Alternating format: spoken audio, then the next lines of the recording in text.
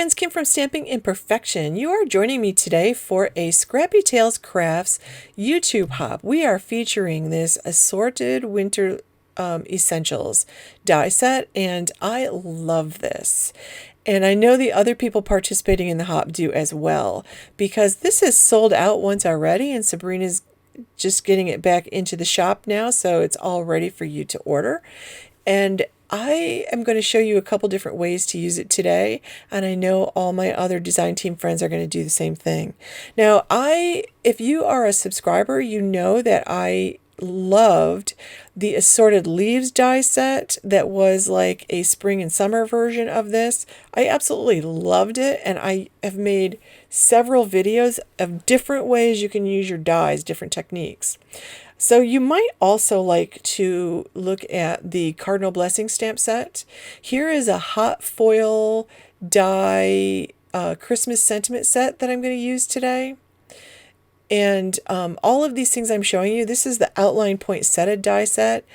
I just made a video last week on using toner sheets to add foil with this particular set. You could use the toner sheets with any die set, but I show you the technique with that die set.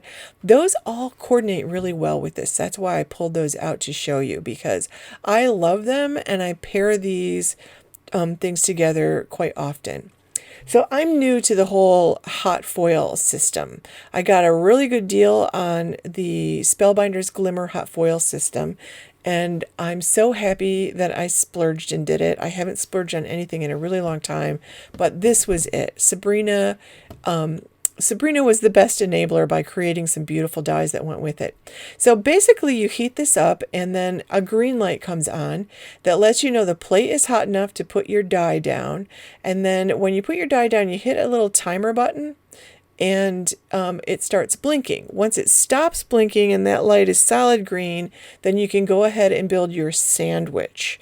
So the sandwich includes, and this is a special tool here, by the way, that I'm using that is magnetic, and I'm just trying to make sure it's lined up, and it helps you lift that hot foil die. It's super hot. So my foil goes down pretty side down. I'm using red foil, so the red goes toward the die. I put my paper down, and that's watercolor paper, by the way. And then there are two plastic shims you put down, and then I'm holding it really tightly to keep all those things together and not let my paper slide.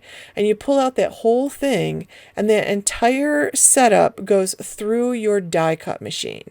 Okay, so I happen to have Spellbinders Platinum 6 die cut machine, the 6-inch one. And then when you're done, you put that base back into the heat base, and you pull the foil off. Now you might have noticed that I had a little excess foil above and below my sentiment. That's okay, because somebody, when I made my last video using the hot foil system, told me that that can actually be removed with a Tombow Mono sanded eraser. So thank you so much for leaving that suggestion, and I'll show you later in the video how well that works. It works amazingly well. So I'm going to make a second card with one of the other sentiments. There are 3 different sentiments in this set, and I'm going to make 2 cards today. And I'm going to make one with just a little bit of the dies in the set, or just a few of the dies in the set. And here you see me using the Tombow Mono sanded eraser. This is like $2 or $3, and this is one of the most used tools in my stash, let me tell you. So it cleaned up all of that without damaging the paper. And by the way, I'm using watercolor paper today because the second technique, I'm creating stamps out of my dies, and I'm going to do a watercolor technique with them. So I did all the die cutting off camera, and I don't have a green cardstock that I love enough that looks like pine boughs.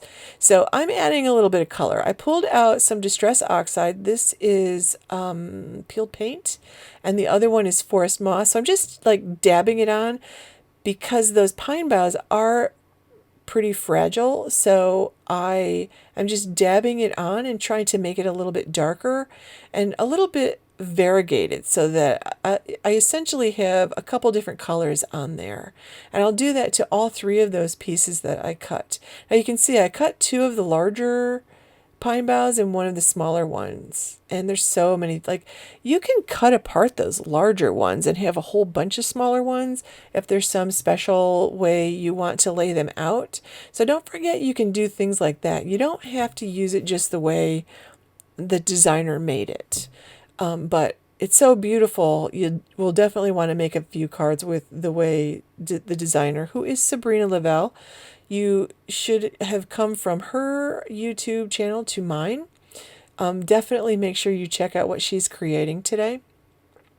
So I am putting those aside to dry a tiny bit, and I'm going to take one of the larger ones and glue it down. And I'm not going to glue every one of those little bits down because I like it that some of them are going to stick up a little bit, just because it adds an interesting texture and dimension to your card. And I like it. They're just very fine, and it's just a great, like, this is to me my favorite piece in the whole die set. And there are just so many ways to use this. So I'm just going to let this go off the side, and I will trim that down. I'm going to add a couple of pine cones. So the pine cones actually have two different sizes. There's a larger one and a smaller one, and they've got two pieces. So there's a solid piece, which I've die cut out of dark brown, and then an intricate piece that I've die cut out of a lighter brown. So I'm gluing that larger one down directly to the card front, and then the smaller one I'm going to add a pop dot to, so that I'll have even more dimension on the top of this. And this is just so simple. Like, I love that you can create really pretty things and it's just so simple. And isn't that foil an amazingly pretty touch? Like, I'm so impressed with how that came out, and I'm really delighted at how easy this foil system is to use. So super easy. So I'm just adding that, and now I'm going to go ahead and just trim off those excess bits. And I'll just, like, you can't see me doing this, but that's what I'm doing, because why would I hold this where you could see it? So I just trimmed it along the edge of the piece. And now the only other thing I want to add, two other things here. I'm adding the smaller pine bough. I decided I just want a little bit more green across the top. And again, this will hang off, so I'll trim off the excess.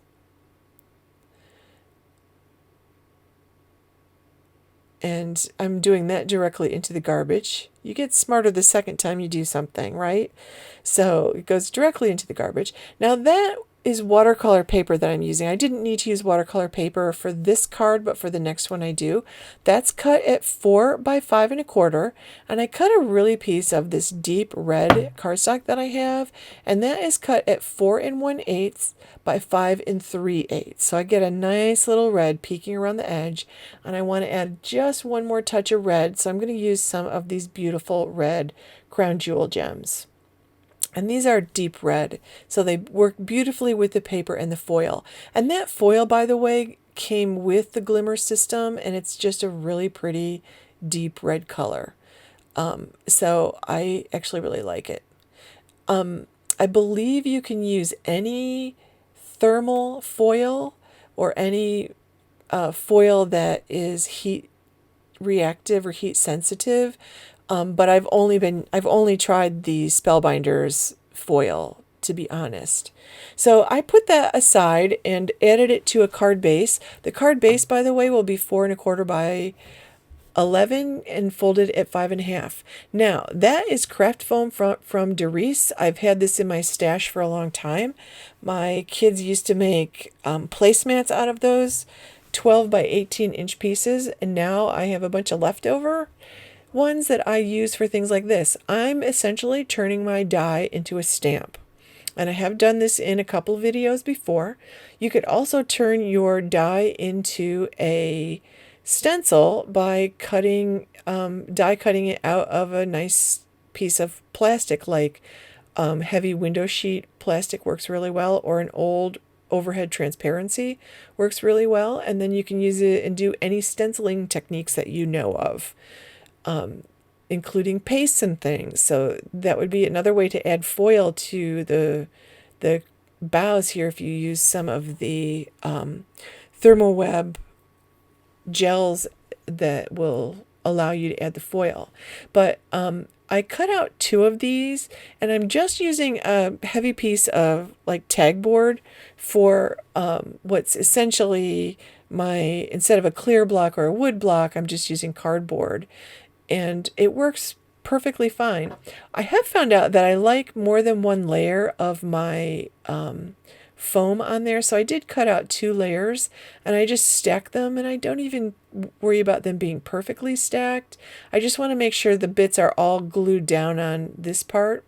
So I do fuss with it for a bit to get it all together, but they don't have to be perfectly matched because the ink is only going to go on the top layer. So I did do both of those pine boughs, the larger one and the smaller one, and I did both acorns. And the acorn didn't work out so well because I didn't place it very well. So you'll see how I fixed my mistake. So I'm using the peeled paint and the forest moss again, and just dabbing it on there.